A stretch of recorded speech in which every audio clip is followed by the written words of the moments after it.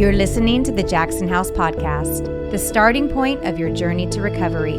Whether it's you or a loved one navigating mental health challenges or addiction, we're here to offer support. Welcome to your supportive community at both West Coast Recovery Centers and Jackson House. Troy, thank you so much for being here and really just for your willingness to share a little bit about your story and then your journey here at Jackson House. So I'll ask you a few questions and just share as much as you're comfortable with sharing. Okay. Maybe we could just start with a little bit about what led you to Jackson House. What was happening in your life prior to that? Okay.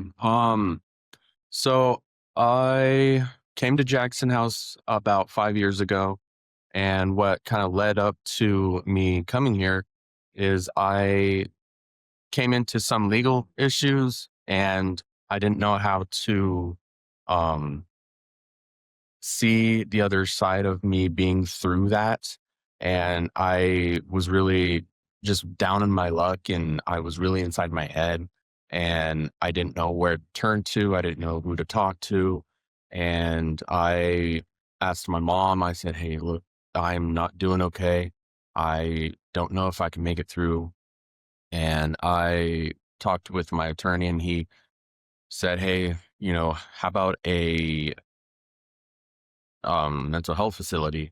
And so I said, "Yeah, I'll look into it." And my mom and dad were just endlessly and tirelessly looking, and they found Jackson House. And so when I heard, okay, you're going to go to Jackson House, you're going to have a roommate, and I'm kind of not a More private person? more private person in my own space. And so I told my mom, I said, I don't think so. But then I was like, you know what? I'm going to do it. And I remember coming here and doing the intake, and I think the hardest part about it was saying bye to my mom and my dad. And it was just the hardest thing for me to do. And I knew that I was going to get the help that I needed. Yeah. And so I was, willing to try and do my best efforts.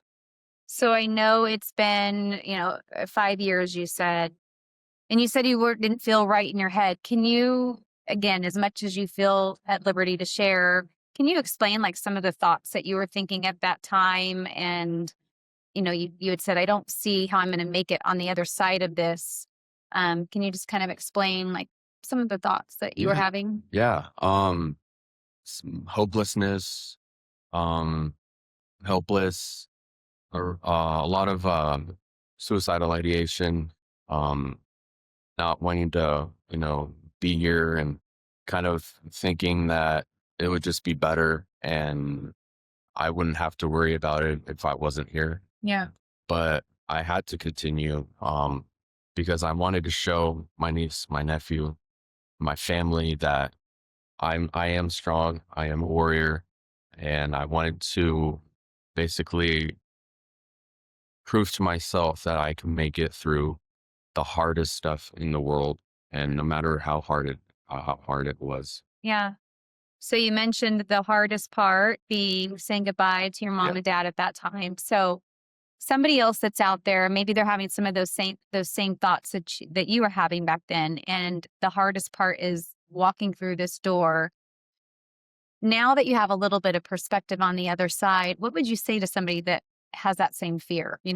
Sharing a room with somebody or just being around people that you're not very familiar with and taking kind of a leap of faith into something uncomfortable that you're not used to. Yeah, I would just say, do it, and it's going to be hard, and you're not going to one day just get it all done at one time. It's going to happen overnight, but you got to think strongly of yourself. You got to have your faith. Obviously your family is going to be there to support you no matter what it is, and if you have kind of not a strong relationship with your family, go to a friend, go to a teacher at school, go to principal, and just finding somebody in your life Mhm. that can kind of hold you, I don't want to say accountable, but that you can be your sounding board. Exactly. Yeah. I mean, go to your dog. Yeah, You know, very it's true. go to your dog, Very go to your true. cat. Uh-huh. So thinking back, had you ever been in any other treatment before? Was this No, that was your first time? yeah, this was my Okay. first time. So thinking back, again, it's been a little while, Yeah. but what were some of the things that you felt Jackson House did to really set you up for success? Just mostly the coping skills. Mhm. I really didn't have the coping skills. Prior I was an addict, and I usually substituted that with, my depression, my anxiety. And now that I'm also 5 years sober, with my sister having 6 years sobriety, um, I know how to cope with my depression and my anxiety, and I write in a journal every day. I write at least like 50, like just happiest moments that I've had in my life, and I've like about 100 now. Yeah. And so, journaling is mostly my go-to. Walks, listening to music. Obviously, I like going to concerts. So I go to concerts when I can and just let loose. And um, mostly, I talk to my mom and my dad most of the Yeah. time. They're there for me, and so those are the coping skills that I've learned to kind of bring into my life from Jackson House. Yeah. And you just mentioned so you have the 5 years sobriety and your sister 6. Yes. So explain now, being on the other side, the family dynamic now versus the family dynamic 6 years ago. It's a big difference. Yeah. We had a lot of fights. A lot of, you're gonna get kicked out. You're gonna, you can't go to grandma's, and now it's more, you're doing good. I'm proud of you. I mean, they were proud of me before, Yeah. and so it's like it's more of a positive, Conversation. conversations, and no more. I mean, a little bit of fighting. Sure. That's family, Normal. but normal. And so I feel like it's a lot more sustainable for me to talk to them about the Yeah. stuff that I'm going through, and Yeah. not hiding. Sounds like a lot more chaos before. Yeah, it was a lot more chaotic, and um, it just I don't know. It made me feel like a bigger person getting out of that phase of my life, um, with, the drugs and drinking. And I feel more like my head's in a better space, Yeah. and I'm more willing to talk to people instead of being closed in and isolated. Yeah. Makes sense. Um, it's 5 years now. So you mentioned journaling, you mentioned, writing some of your happiest moments or most memorable moments down. But what other skills have you taken with you to sustain better mental health, better sobriety? Um,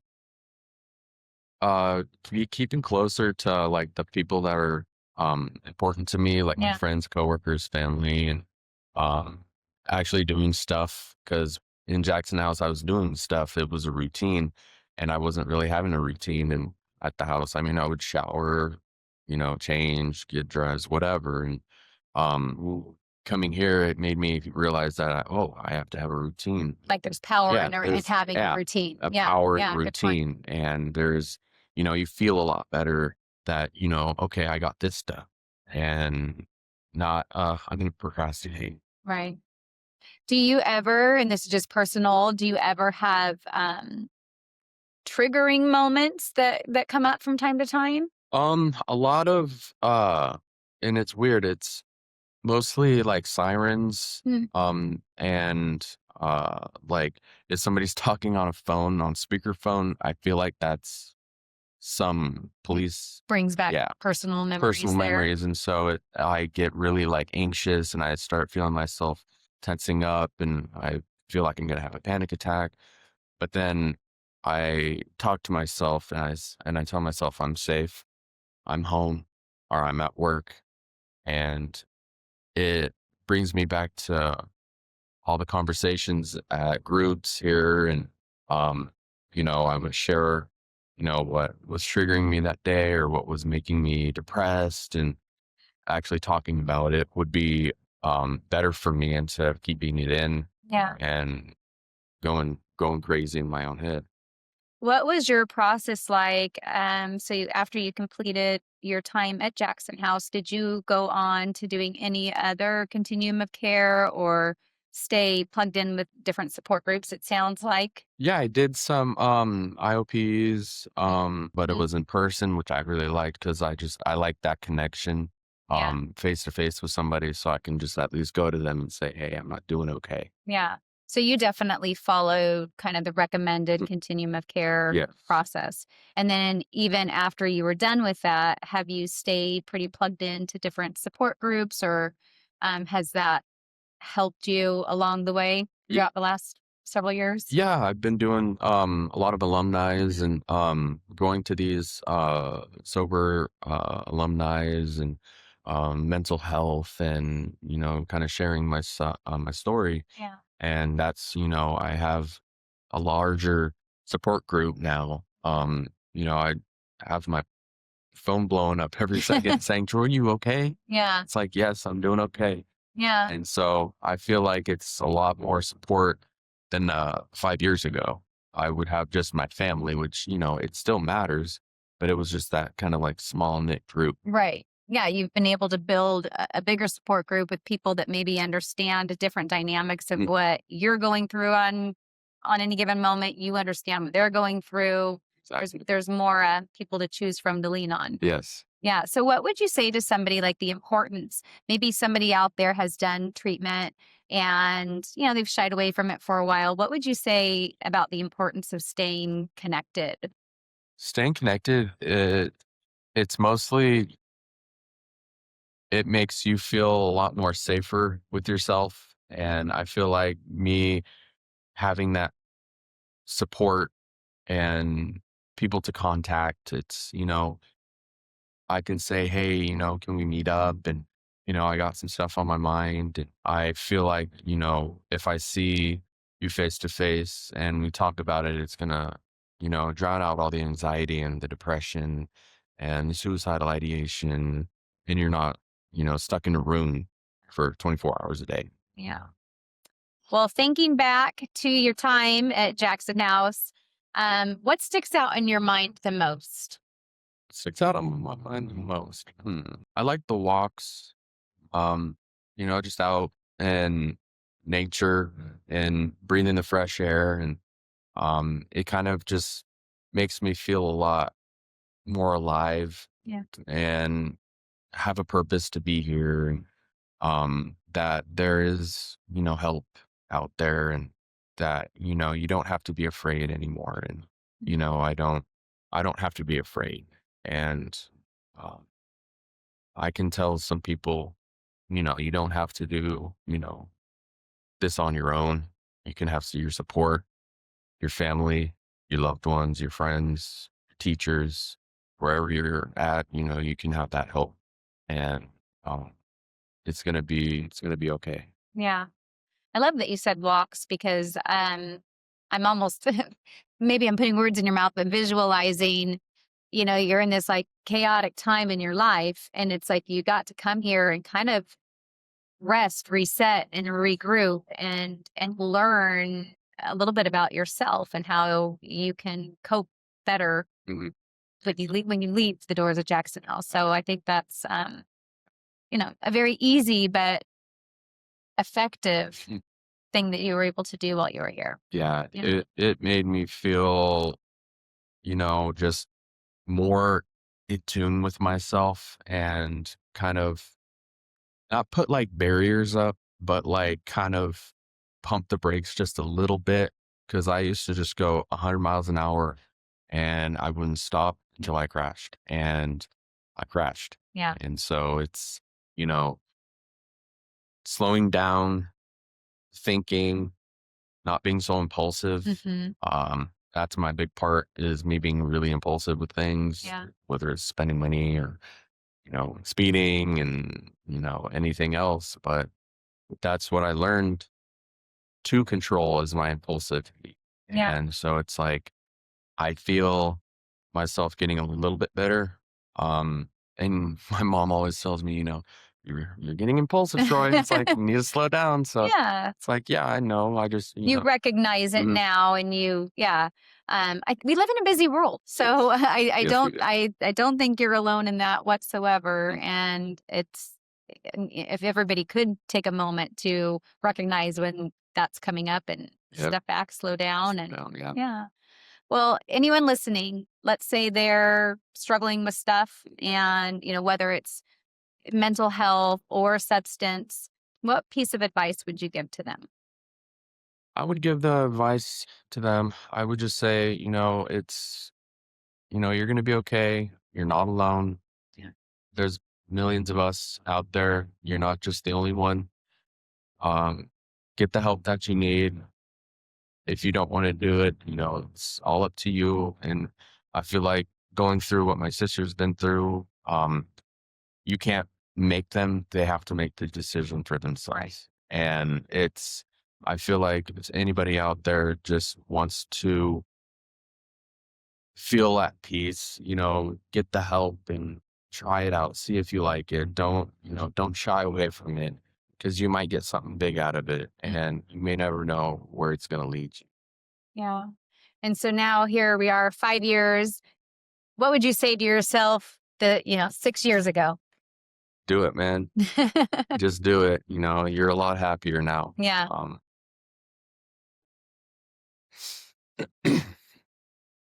You're not alone anymore, and you're a lot stronger.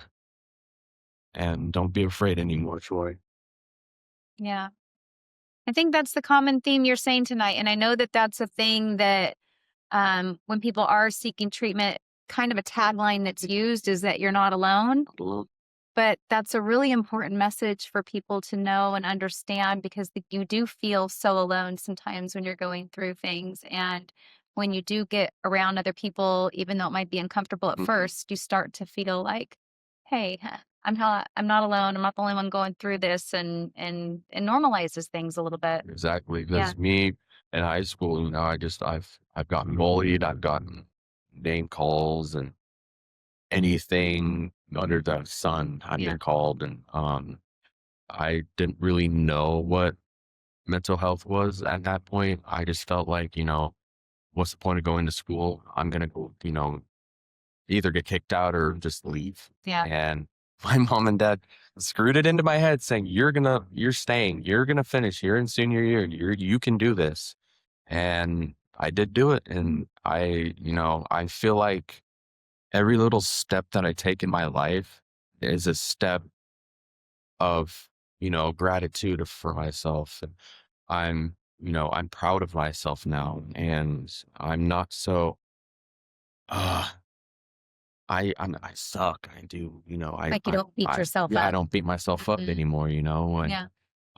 at times when I don't know something, I'm like, silly me, I just crack myself up. Yeah. It's like, why did I do that?